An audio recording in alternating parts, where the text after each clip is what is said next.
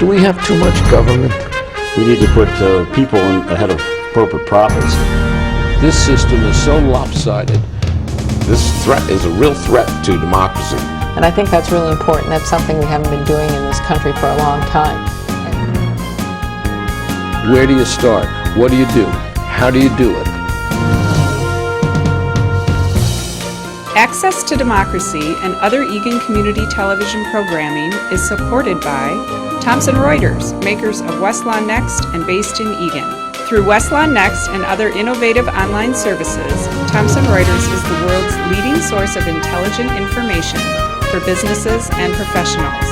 Online at thomsonreuters.com.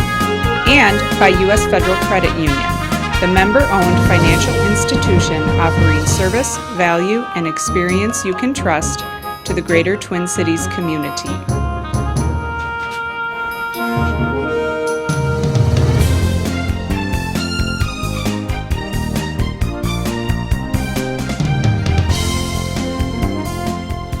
Welcome. It's Access to Democracy, and we have a return guest who I was just speaking with, and when I said this is going to be your 17th appearance on the show, Justice Paul Anderson of the Supreme Court said, I almost fell out of my chair. Yeah, I did not realize that I'd been on the show that many times, but we go back to 2002. I mean, it really is. It causes me to think as to what a historical record that you've developed with this show, and I surely hope the Historical Society or some entity like that, preserves all the interviews you had, because it is truly a living Minnesota history that you've captured on this show. Well, not only have you been here, but you have brought us 2 Chief Justices and another Justice from the Supreme Court, as well as I think we've had Judge Asfung when she was running, and of course I've had Court of Appeals judges, district court judges, and people running for office to become judges. So we have much to my surprise. I don't think you've had our most recent justice, Justice Strauss, and I think you said... No, I'd look forward to having him on here. I would guess it, because he's quite interesting, and it brings a different nuance to the court. So, but anyway, it's a pleasure to be back, sir. Well, it's always a pleasure to have you. You look rested and healthy and tanned. I am none of the above. Well, I'm not necessarily rested. I'm tanned. We have a lake place, and the lake is up, and it's damaged the wall, and I've been wrestling with railroad ties, 8.5-foot railroad ties, pretty big, and some rocks and whatever. And my wife complains about it, and my daughter says, oh, Dad, it's all about leverage. And at my age, it is all about leverage. That's the other side of justice that we don't necessarily see. Yes. Yes. So we've talked about a lot of things when you were on the show. And of course, you have visited and been a requested visitor at many countries representing our judicial system, places like China and I think Kosovo, among others. I've met with the judges from Kosovo, been to the Philippines, Russia. I had another inquiry out there tentatively with Tunisia. I don't know if that'll happen, but they would want me to come, if I did come, to talk about elections and how they can run free and fair elections. And I keep coming back to that phrase that I used in a quote, actually, in the Coleman-Franken case, where I said, in a democracy, it's not about the voting, it's about the counting. And it's about the voters not only having the ability to cast their vote, but to have their voice heard. And so hopefully that maybe we can provide some insight into how, if they're going to have an election in Tunisia, that they can do it in a way that is credible. So not only do the people get to cast a vote, but their voice gets to be heard. And of course we did see that in 2 recounts in this state. And the interesting thing is, sort of akin to that, they say it's not the crime, it's the cover-up that gets you in trouble. And just today, former candidate for President Edwards was indicted, and not for the crime, but for the cover-up. Using campaign money and then lying about it is what the indictment claims. And of course, I give them the presumption of innocence, but it was a 6-count indictment.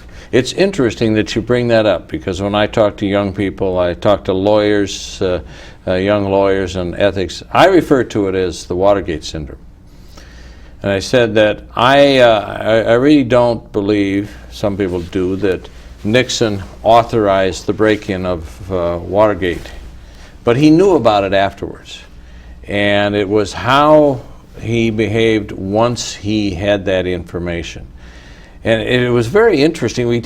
Just at lunch, I was talking with former Justice Esther Tomjanovich about somebody who got in trouble in the past. And he said, you know, he would have been fine, except he tried to cover it up. Then he lied. And then one thing over the other. And then for lawyers and people, one of the key things in life is, how do you react? How do you behave once you have the information? And so often people don't behave properly. They try to cover up, they think it's going to go away, and then it just compounds, and they don't get charged, they don't get in trouble for the original wrong. But it's what they did after they got the information and tried to cover it up. And people, if I were talking to young people, I say is that that's one of the most important lessons to learn, is to understand the Watergate syndrome. It's often what you do after you have the information, as opposed to the original act itself that gets you in the most trouble. And actually, Congressman Weiner is going through something very similar to that right now over a photo that was apparently posted on Twitter. He says he didn't do it. But his reaction after the fact is what's getting criticism. Brett Favre, with his use of Twitter. And again, these are all instances of after the fact reactions that get the person in deeper trouble. I mean, you have this whole syndrome about, I mean, somebody does something wrong, and there's one approach that, you know, you ask for forgiveness and admit it, which is, to my mind, the better approach. But just by asking for forgiveness doesn't mean you're entitled to it. But by far the worst approach is then to try to, you know, deny it and cover up. Because I've been around long enough to know is that, and surely in this modern society, there's somebody out there that's going to talk about it. I mean, and you see it in a crime. I mean, you know, people can't not talk about stuff like this, and it'll come out, and just realize it will. Well, you just had a case that came down 2 days ago, State v. Ortega, where a man talking about something got him in worse trouble. Now, you had an interesting, you concurred in the conviction, but you dissented with Judge Page in that aspect of it as to whether he should have been, any testimony should have been allowed about him having a lawyer. And that's an interesting follow-through of the same situation. Well, it is, but we do recognize under our Constitution that you cannot be compelled to testify against yourself, and you have a right to an attorney. And in Minnesota, we've developed a pretty well-articulated concept, is that if I were a police officer interrogating you, and you're talking, and then I get really kind of close to the point that I want to get at, and you say, I think I should have an attorney. Now, my obligation as a police officer at this point is to stop and minimize, clarify, because you have raised the concept that you understand that you maybe should have an attorney. I can't, as a police officer, go on and say, well, Alan, don't worry about it. You really don't need an attorney, because we're just talking here, and you wanted your story told, and if you want your story told, this is the chance to tell it. Well, the officer in that case was very shrewd, though, because he then read Ortega his rights. But then he continued on after reading his rights and saying, you know, we can clear this up and we can make it easier if we just dispose of some of these differences from some of the evidence or what we hear from different parties. That was the point of disagreement in the opinion. No, you have to find out if, Alan Miller, you really want to have an attorney. I just can't kind of ignore what you said or just proceed or to try and tell you otherwise. Alan Miller probably could use an attorney with him at all times because he gets in a lot of trouble. But I mean, that's how the law gets made, and obviously is that the rest of the court didn't agree with Justice Page and myself on that point. And the United States Supreme Court just came down with a case several days ago in which officers were serving a warrant. And the officer said he smelled marijuana from inside the establishment. Now, they could have put it under surveillance and gotten a warrant, but instead they chose to pound on the door, say, "Police, police, police," and then they heard scuffling inside, burst through the door, and they caught the defendant or defendants with some drug. And I believe the nexus in that case was saying is that there was great apprehension on the part of the police that the evidence might be destroyed. Exigent circumstances. And exigent circumstances, when you're in your home, I mean, it goes way back to English common law that your home is your castle. And when the police go into your home, they have to have good reason. And well, we haven't gotten a similar case yet. I know the court was divided on 5 to 4, the usual 5-4, the 4. 4 liberal-leaning judges, with Judge Kennedy being the swing vote and making it a 5-4 majority, saying that this is another exception we're going to carve out to the Fourth Amendment. Yeah, and that decision is kind of a consistent in a train of opinions coming out of the Supreme Court. There was another one, I think, out of Utah, maybe about a half dozen years ago, where there was a blind that was out and they saw some movement and whatever. But you know, is that the police have to have a good reason when they go into your home, you know, and I'll have to see how this law develops, but that's an area that I have some, and I've written in the past about some caution about, you know, what is it that you have to do, because the law is well developed. You know, to get a warrant, you have to have a good reason. And if you come up with all these exceptions for why you get to a warrant and it's not necessary, all of a sudden, or not all of a sudden, or over a period of time, that constitutional requirement that says you have to have probable cause for a warrant and do it just kind of all melts away. And it has been melting away in recent years, especially under this particular court. I mean, Supreme Court, Well, U.S. Supreme you Court. can comment on that. Is that, but we talked last time about when I was in China, and you talk to people in China and how, you know, they act with impunity there. There's a difference. When you say they, you mean the authorities. The authorities, Yeah. and there's a difference. And I've talked to any number of people in China who, I mean, in their own homes, they do not feel secure. They, I talked to one couple that, I mean, they had to go out on the street in order to feel that they could even talk about what was a concern on their mind. No, you shouldn't do that in the United States. We're different. We exist under the rule of law, and it should be followed. Yeah, we certainly hope so. Before we talk about some of the countries that you got to, we are on the verge. We hear a lot about the state having a shutdown, and on the other side of the coin, that a special master will be appointed. And I don't know that people necessarily understand how that comes about. Should there be a shutdown as to what's an essential service and not? Yeah. And maybe you could just clarify I'm a not little sure bit of that anybody really understands. I mean, we've had a shutdown in the past. It was a partial shutdown because there were some laws and appropriations that were passed. I mean, the last time through is that the funding for the courts had been passed and approved by the governor, so it didn't affect us. But I mean, when the government no longer has an appropriation for funding, is that it can't continue to operate.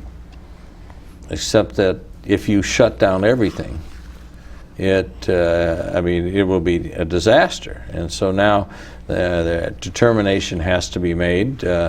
I believe a special master is assigned to determine, what is essential, what isn't. I assume that if that's not agreed to, then it ultimately comes to the highest judicial body in the state of Minnesota. It would probably come to us, and that's why I surely wouldn't want to talk about what's essential and what isn't. But it is a very difficult and dicey process, and much of it is unproven area. I mean, I would just say that we just have to be patient and cautious because people will be just kind of feeling their way to see what is essential, what isn't, and how long this thing will last if, in fact, there is a shutdown. Now, we also have a lot of conflict in the legislature at the moment, and I know that you have limitations as to what you can talk about in terms of the redistricting. The majority offered a redistricting plan, which the governor vetoed, and we now have a process where I guess it's the chief judge of your court appointed 5 other judges, I understand, with varying backgrounds. Well, yeah, the Chief Justice does appoint. To her credit, she consulted with the rest of us on the court, and I can go so far about this year, and then I'll maybe talk about history. Is that if you look at the makeup of the panel, it's the presiding judge is a judge of the Court of Appeals, Judge Wilhelmina Wright. She's very well respected, both in the state and externally. And then you have some geographic diversity on the court. You have a Judge Flory from the Iron Range. You have Ivy Bernhardtson, who's from Hennepin County. You have Judge Edward Lynch from here in Dakota County. And Judge Lynch was a guest here within the last 6 months. And then is Judge Rodenberg from down in New Ulm. So now you take a look, is that it's geographic, population-wise, is to give some perspectives. So at this point, with respect to this year, is that I really can't say too much more that other than a panel has been appointed. But I mean, it's not rocket science. As anybody's looking how this thing is going to sort out and work, I mean, you can look at history. I mean, the only time since that there's been the required redistricting that the legislature got it done was in 1962. Elmer L. Anderson was governor then, and they had a special session. They came to some agreement. I think it was in October that they got it done. I think it was October of '61 coming into the '62 election year. Ever since then, it's been decided in the courts, in the '70 census and the 1980 census, resolved in the federal courts. There appears to have been a seminal change in 1990, and since then is that the U.S. Supreme Court has given more of the authority to the state courts. And so 10 years ago, the court appointed a 5-judge panel. Judge Toussaint from the Court of Appeals was on it, Tom Kalatowski from the Court of Appeals, and then you had Judge Pagliceti from the Iron Range, and Nay Werke from southern Minnesota, and Heidi Schellhaus from Hennepin County. So I mean, it's, you see, oh, there's a similar pattern here. The court is trying to appoint people from a basis. Only difference maybe this year from 10 years ago is that we're looking at a tighter deadline because we have an earlier filing deadline now at May instead of July, and we have a primary in August. And so 10 years ago, the panel got appointed in July, I think. This year it's in June, maybe reflects that tighter deadline. But people don't have to speculate and just see what they did 10 years ago. There's a template to look at. And I'm very proud. They did a nice job 10 years ago. At 10 years ago, I think it's really representative of the population basis in the districts. And I'm really proud of that panel because I think it's the only judicial redistricting in the nation where it went to the courts and there was no appeal. The panel came down with its decision on March 19, 2002. There was no appeal. I mean, people could nitpick and disagree, but said overall this is a very fair plan. And one of the things that panel did is very good. A couple of things. One, early on that panel invited all the parties in and say, what do you think the guidelines and rules should be? And as a result of that process, they came up with some standards that they were going to follow. And most, all the parties agreed on over 90% of what the criteria is going to be. But the other thing that they did is they held hearings throughout the state. And they invited mayors and county commissioners and others. What works for you? And they heard from mayors saying, don't divide our city.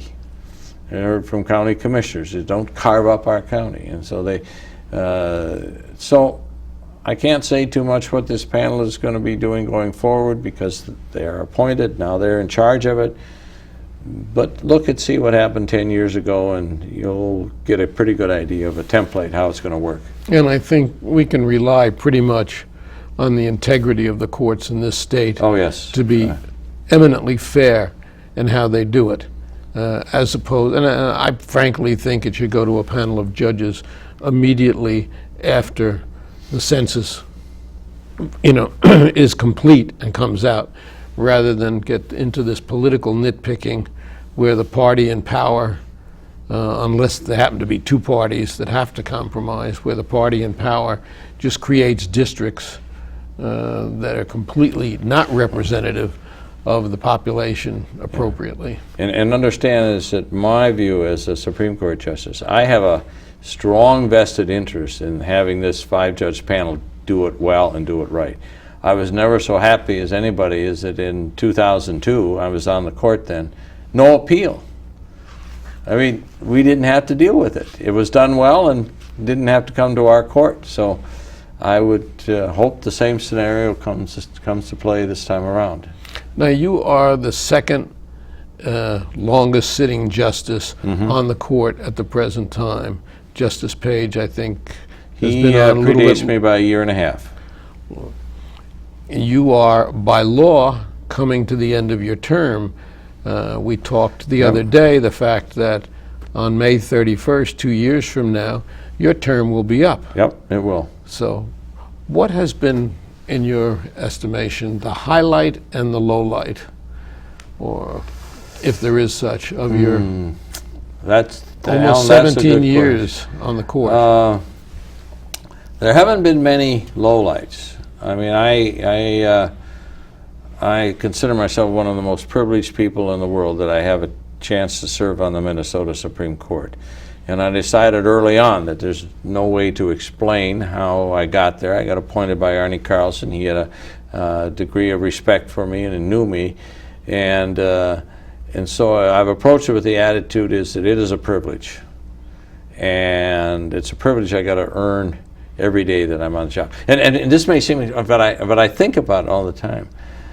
Some of the most satisfying things have been to work through an issue and an opinion and believe at the end you got it right and you sorted through a difficult problem.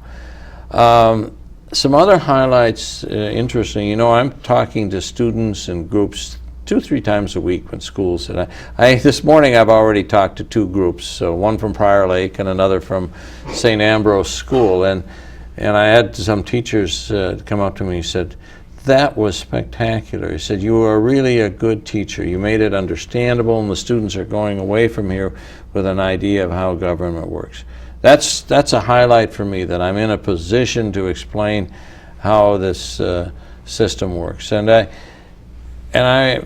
So I've been able to do a lot of outreach. That's been a real highlight. You've worked with a lot of judges who have come and gone, including multiple chief justices. Yes, and I've worked with some very good people. I mean, I'm very, very, very pleased. And a little bit on the other side, it was very interesting earlier this week. I was at a on a panel dealing with Innocent Project and showing how justice had gone wrong down in Louisiana.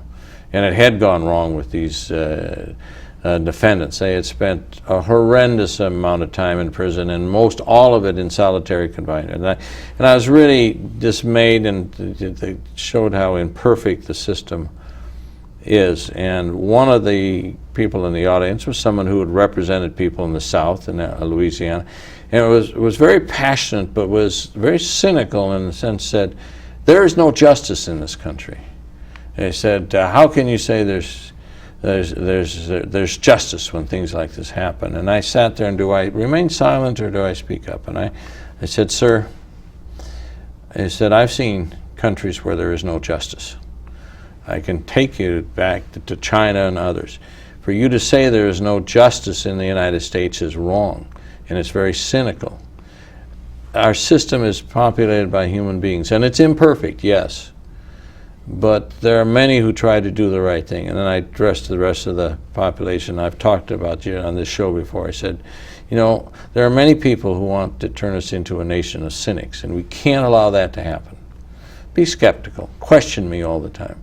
But don't come with this attitude that it's cynical, and because then you turn off. Then you pick up your marbles and go home. And there's too much great about our country to do it. Let's try to correct those imperfections.